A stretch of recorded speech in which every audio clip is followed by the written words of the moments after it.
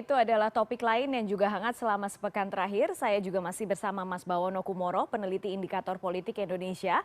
Kita akan kembali membahas terkait Politics of the Week. Mas Bawono, kalau misalnya kita lihat, ini muncul sepekan terakhir perbincangan dan juga sudah ada beberapa yang merespons soal dua poros ya, artinya ada dua pasangan calon dalam Pilpres ini. Secara penyelenggaraan, itu untung ruginya apa Mas Bawono?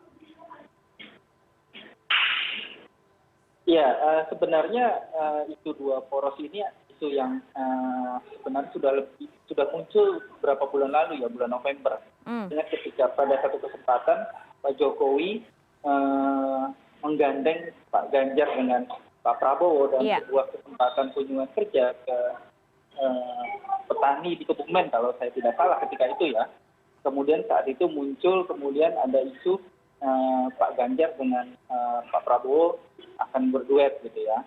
Nah, kalau dari konteks latar belakang ketika itu, kenapa sempat muncul isu bersatunya Ganjar dengan Prabowo gitu ya? Itu kan ketika itu elektabilitas dari Anies Baswedan itu menguat gitu ya, bulan November atau menjelang akhir tahun. Tapi kemudian memasuki tahun 2023, elektabilitas Anies Baswedan semakin melemah dan kemudian isu dua poros yang ditandai dan bersatunya Prabowo dengan Ganjar itu juga kemudian melemah. Jadi dalam konteks itu, apakah dua poros akan terrealisasi?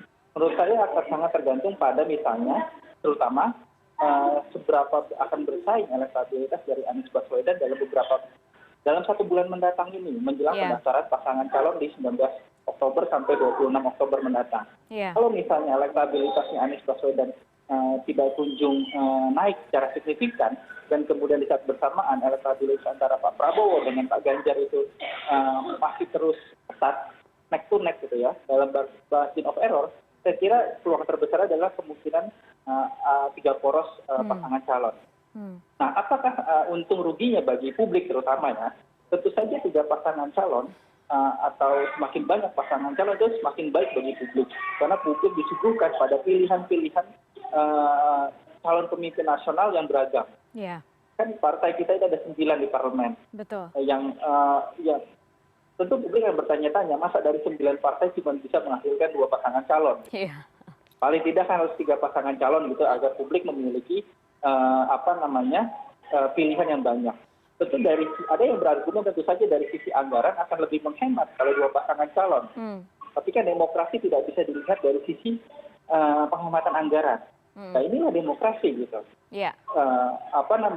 Tidak bisa kita memakai justifikasi argumen untuk menghemat anggaran, kemudian mempersempit ruang kompetisi di demokrasi, gitu ya. Tentu 3 pasangan calon dalam hal ini sangat baik bagi publik yang sehingga polarisasi di publik pun seperti dalam 2 pemilu kita terakhir itu tidak akan terjadi lagi.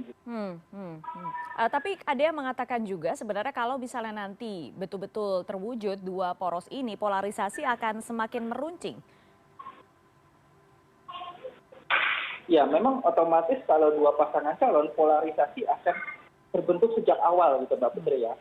Jadi karena pilihan disuguhkan kepada publik hanya 2 pasangan calon, tentu publik kita itu, pemilih kita itu akan terbelah pada 2 poros tersebut gitu. Seperti halnya 2014 dan 2019.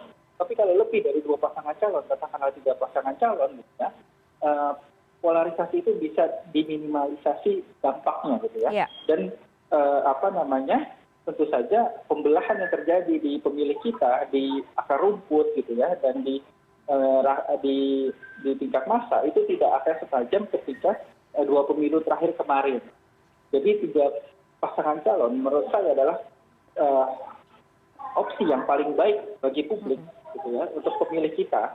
Setelah 2 kali pemilu berturut-turut disuguhkan 2 pasangan calon saja. Oke, baik. Kita lihat ini perkembangannya seperti apa, karena memang sepertinya ini tidak semua menginginkan hal ini seperti yang disampaikan Mas Bawono tadi. Kalau misalnya kita tahu dari sebagian besar partai politik yang sekarang memiliki bakal capres, itu semua juga mengajukan calonnya itu sebagai capres, tidak ada yang mengajukan sebagai cawapres gitu ya. Jadi kita lihat perkembangannya seperti apa. Terlebih tadi Mas Bawono mengatakan perkembangan terutama berkaitan dengan survei bakal capres dan bakal cawapres selama 1 bulan ke depan sampai mendekati masa pendaftaran. Mas Bawono, terima kasih banyak.